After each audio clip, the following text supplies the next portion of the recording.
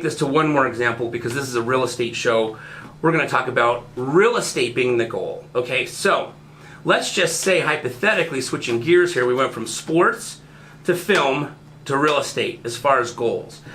Let's just say your goal is to purchase your first rental property. You're starting from scratch.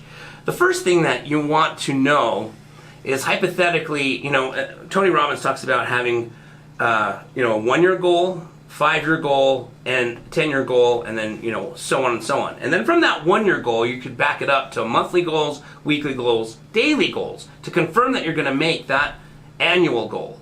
And if you hit that annual goal, you're going to have the right momentum to hit your 5-year goal, to hit your 10-year goal, and so forth. So what we want to decide is, let's say you're wanting to get involved in real estate, but you know that the end game for you really is to own a 20-plex, okay? And for a long, long time, for me, I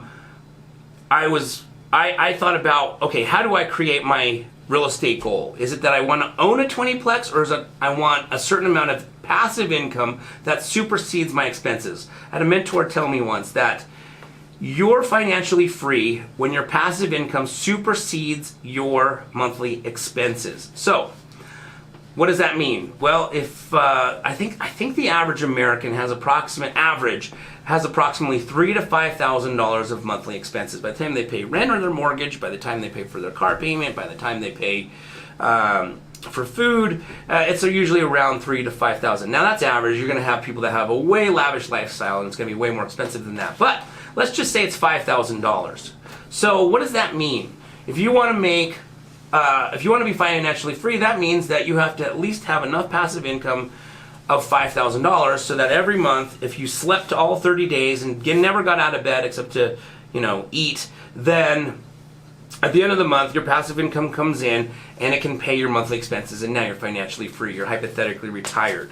So what's more important, and like I said in the beginning, I thought I want to own a 20-plex because it sounded cool. But then I started realizing, if the 20-plex is negative $10,000 a month cash flow, that's a terrible goal to have, right? I needed to be more specific. So for me, I was like, okay, let's set out a goal to have financial freedom where my income supersedes my expenses.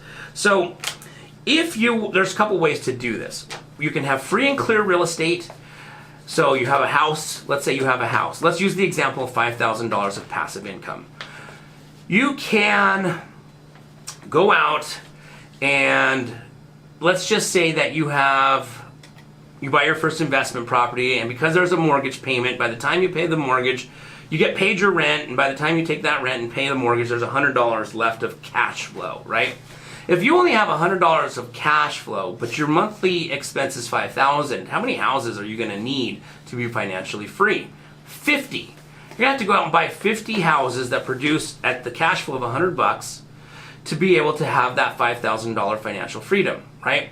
Which is doable. I have a lot of friends that have, way more than 50 doors. And so the other avenue is you could be, some other investors out there are a little more simple. They say, I don't want 50 houses. That's a lot of management. That's a full-time job. That's a big headache. But what if I had, here in Salt Lake, hypothetically, let's just say that, what if you had 2 to 3 houses free and clear? Okay, let's just say you buy a house in a neighborhood that rents for $2,000 a month. That's all day. That's a lot of places in Salt Lake. But let's, for this example, say you're in a neighborhood where the house rents for $2,500. Okay, if the house was free and clear, and you had 25. Now, keep in mind, we're not talking about expenses. This is a very basic example, just strictly rental income. There's obviously going to be expenses, taxes, maintenance, property management if you're not going to manage yourself. But hypothetically, super basic, let's just say you have one house that rents for $2,500 and you have no mortgages, free and clear. How many houses then do you need to be financially free at $5,000? Only 2. So you can have 2 houses that you pay off, and hypothetically you can retire as long as your monthly expense isn't over $5,000, or you can go buy 50 that cash flow $100 a month. Now, of course, in 30 years, when those 50 properties are all free and clear, you're going to have a way bigger cash flow, right? So you need to know what your first goal in mind is. Where, in this case, what's Panama City to real estate? Well, it might be for some of you $10,000 a month of passive income, right? And in that case, it's only 5 houses free and clear here in Salt Lake City. Again, this is free and clear example. It'd be a lot, it'd be 100 houses if it wasn't free and clear in the example of $100 cash flow.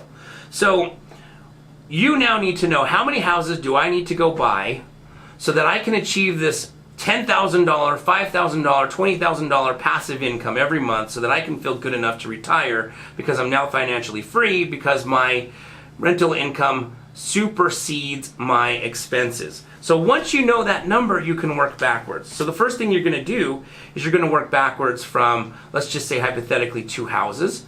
How many houses? Okay, if it takes approximately 15 to 30 years to pay off a house, how quick do you want to be financially free? Well, in order to be financially free, these 2 houses need to be paid off 100%. So, you might set a goal that you want to do this in less than 10 years, right? So you're gonna stay at your job, you're gonna work hard, you're gonna put all the rental income back into you're never gonna take a cash flow, you're gonna take the rental income, pay off one of the houses. Once that house is paid off, you're gonna take all that cash flow, put it into the next house, and hypothetically you could get these 2 houses paid off in about 10 years. And that's realistic. I know a lady who did 6 houses, because 6 houses here in Salt Lake was enough money that she felt she could live a very comfortable retirement throughout her career, throughout the remaining of her life, excuse me. So she bought 6 houses, and in 6 years, she paid them all off. She didn't quit her job. She worked. She paid extra on each of those, each of those houses to get them paid off super quick. And then in 6 years, she